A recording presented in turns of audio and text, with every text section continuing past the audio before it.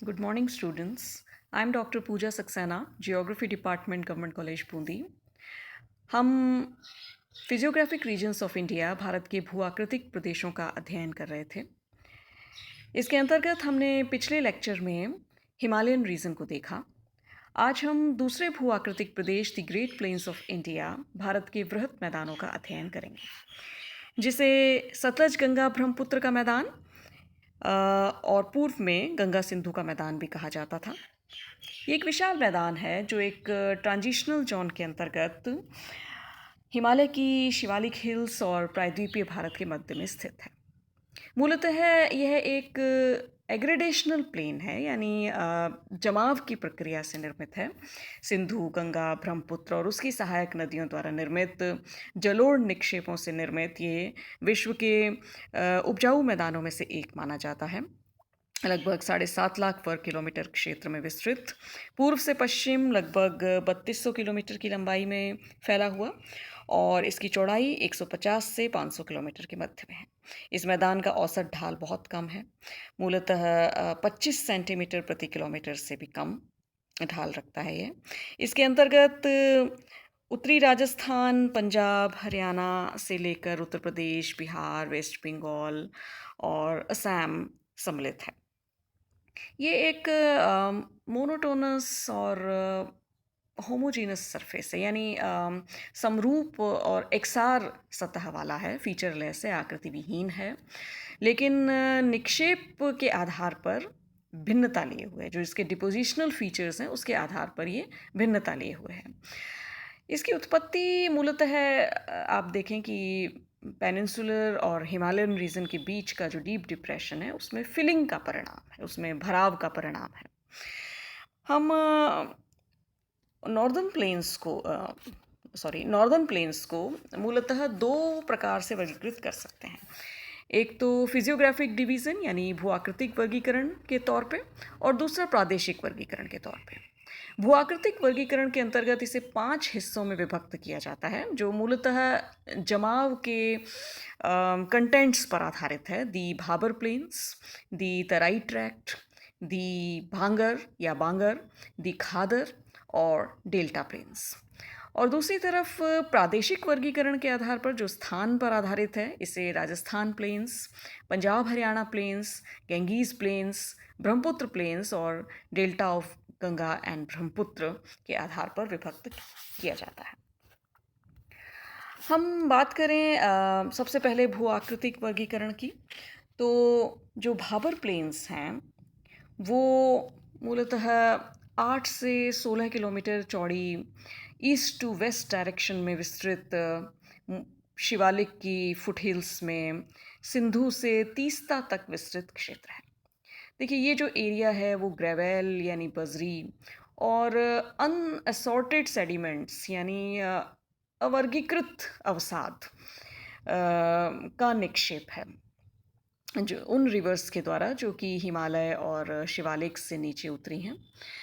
यह निक्षेप पोरोसिटी यानी जो छिद्रता है, जो इसमें छेद हैं वो उसमें ज़्यादा होते हैं, और मूलतः ज़्यादा होने की वजह से जो स्मॉल स्ट्रीम्स होती हैं, जो छोटी धाराएं होती हैं, वो इसमें डिसअपीयर हो जाती हैं, लुप्त हो जाती हैं.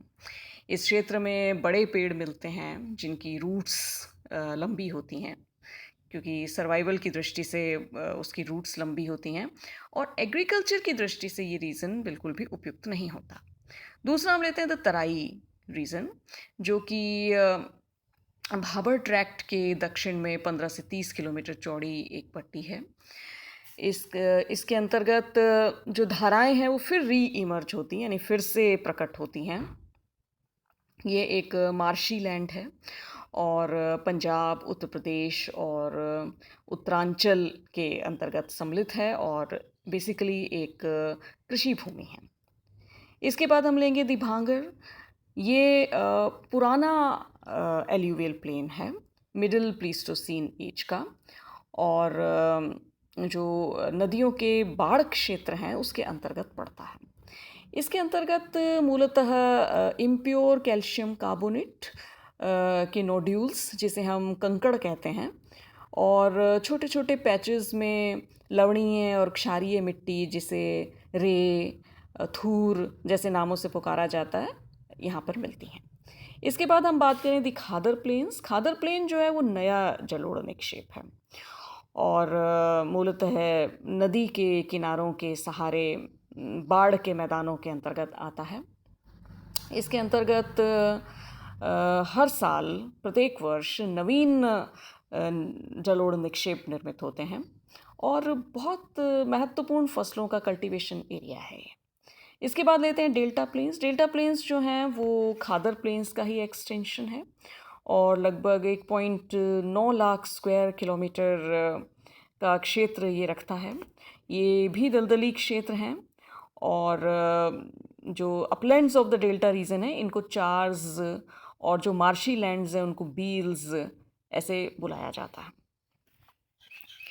इसके बाद हम रीजनल डिवीज़न की बात करें, प्रादेशिक वर्गीकरण की बात करें, तो प्रादेशिक आधार पर सतलज गंगा के मैदानों को हमने 5 हिस्सों में बांटा। राजस्थान मैदान, पंजाब हरियाणा मैदान, गंगा का मैदान, ब्रह्मपुत्र का मैदान और गंगा ब्रह्मपुत्र डेल्टा। तो सबसे पहले हम राजस्थान के मैदान की बात करें। देखिए इसका विस्तार लगभग 1.75 हज़ार वर्ग किलोमीटर में है। ये मूल रूपेण राजस्थान का पश्चिमी मरुस्थली और अर्ध मरुस्थली क्षेत्र है और कुछ लेखक तो इसे मरुस्थली प्रदेश के अंतर्गत ही रखते हैं और कुछ इसे भारत के विशाल मैदान का भी हिस्सा मानते हैं। मरुस्थलीय प्रदेश की उत्पत्ति समुद्र के पीछे हटने से हुई है। तो यहाँ पे भूरे पीले रंग के लाइमस्टोन और ग्रे ब्राउन कलर के सैंडस्टोन्स की परतें मिलती हैं जिसमें समुद्री जीवाश्म मिलते हैं, जो ये प्रमाणित करते हैं कि हाँ ये क्षेत्र पहले समुद्र के अंतर्गत था। ये रेतीला क्षेत्र है जिसमें बालुका स्तूपों की प्रधानता है और यहाँ प्लाया लेक्स मिलती हैं, यानी जो लवणीय झीलें होती हैं वो मिलती हैं और इसमें कुछ उपजाऊ मैदान भी हैं जिन्हें रोही कहते हैं। इसके जो उत्तर पूर्वी भाग है उसमें घग्गर का मैदान है, यानी जो घग्गर नदी का प्रवाह क्षेत्र है जिसमें केवल वर्षा काल में ही जल प्रवाहित होता है। इसके बाद हम लेते हैं पंजाब हरियाणा मैदान, जो कि पंजाब और हरियाणा राज्यों में विस्तृत है। इस मैदान का उत्तर पश्चिमी भाग सिंधु और उसकी सहायक नदियों जैसे सतलज, व्यास, रावी, चिनाब, झेलम द्वारा जमा की गई मिट्टियों से बना है। दो नदियों के बीच स्थित मैदानी क्षेत्र को स्थानीय भाषा में दोआब कहा जाता है और इस क्षेत्र में कई दोआब हैं, जैसे व्यास और सतलज के बीच बिस्त दोआब, रावी और व्यास के बीच बारी दोआब, चिनाब और रावी के बीच रेचना दोआब, झेलम और चिनाब के बीच चाज दोआब और सिंधु और झेलम के बीच सिंधु सागर दोआब है, जिनमें से केवल बिस्त बारी दोआब ही भारत में है और पार्टीशन के फलस्वरूप बाकी का जो हिस्सा है वो पाकिस्तान में है। नदियों के दोनों ओर 10 से 20 किलोमीटर चौड़ा क्षेत्र खादर है, यानी बाढ़ग्रस्त है। ऐसे क्षेत्रों को स्थानीय भाषा में बेट कहा जाता है। तो शिवालिक पहाड़ियों के साथ लगते हुए मैदानी भागों में छोटी छोटी नदियों द्वारा अपरदन से कई खड्डे बन जाते हैं जिन्हें स्थानीय भाषा में चौ कहते हैं।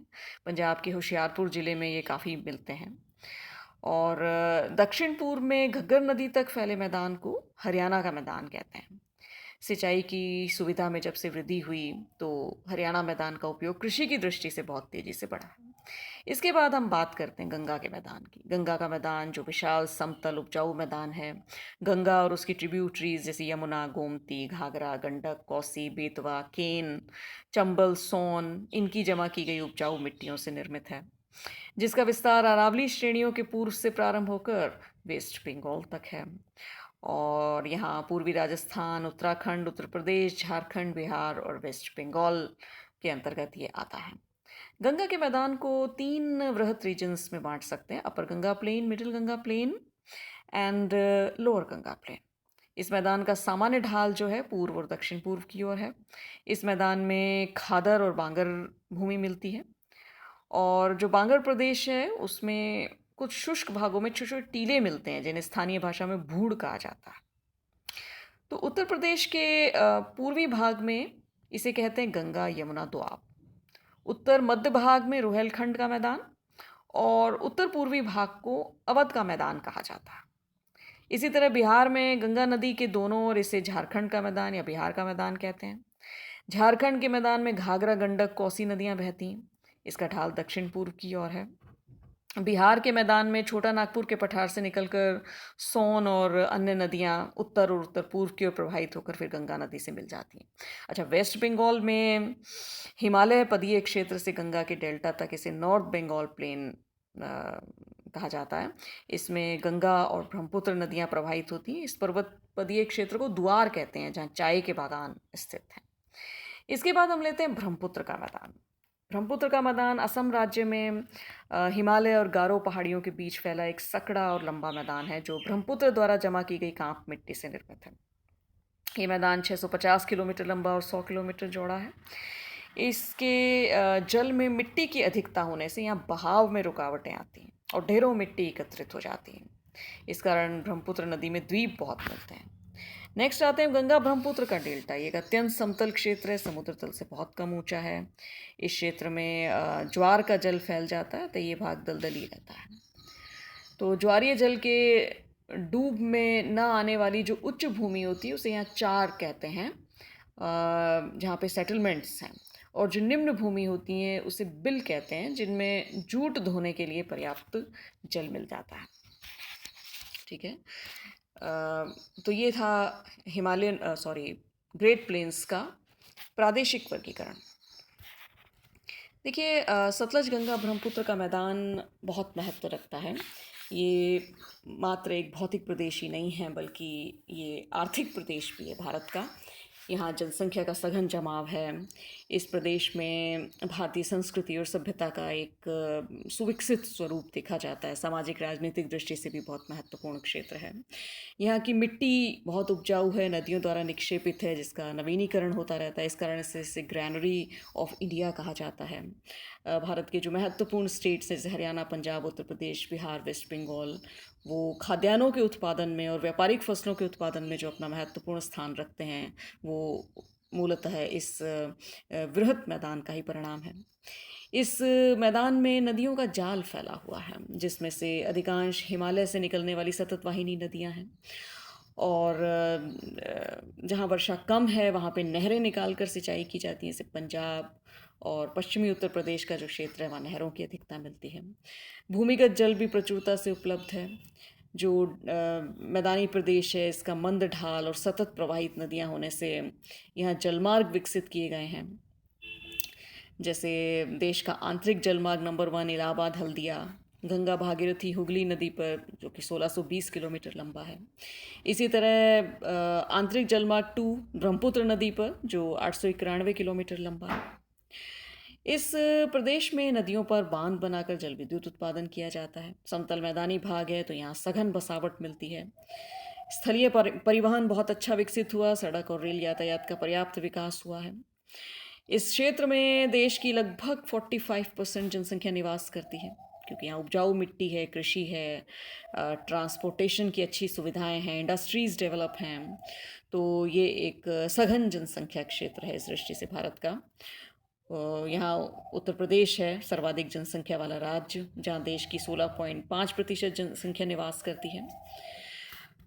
इस क्षेत्र में अनेक व्यापारिक और औद्योगिक केंद्र विकसित हुए हैं, जैसे मेरठ, सहारनपुर, दिल्ली, कानपुर, इलाहाबाद, वाराणसी, बरेली, गाजियाबाद, मुरादाबाद, अमृतसर, लखनऊ, लुधियाना, चंडीगढ़, पटना, भागलपुर, आगरा, कलकत्ता जैसे व्यापारिक और औद्योगिक नगरों का यहाँ पर विशिष्ट विकास हुआ है।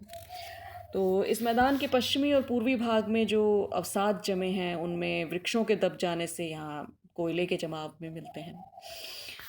असम, वेस्ट बंगाल, वेस्ट राजस्थान, बिहार, उत्तर प्रदेश और पंजाब में जो तेल मिलने की इतनी संभावना व्यक्त की गई है वो मूलतः इन जमावों का ही कारण है।